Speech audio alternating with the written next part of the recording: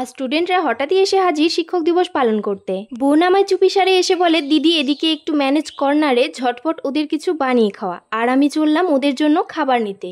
এই বাবা, এবার কি করি? ঝটপট কি বানিয়ে দেওয়া যেতে পারে যেটা ওদেরও ভালো লাগবে?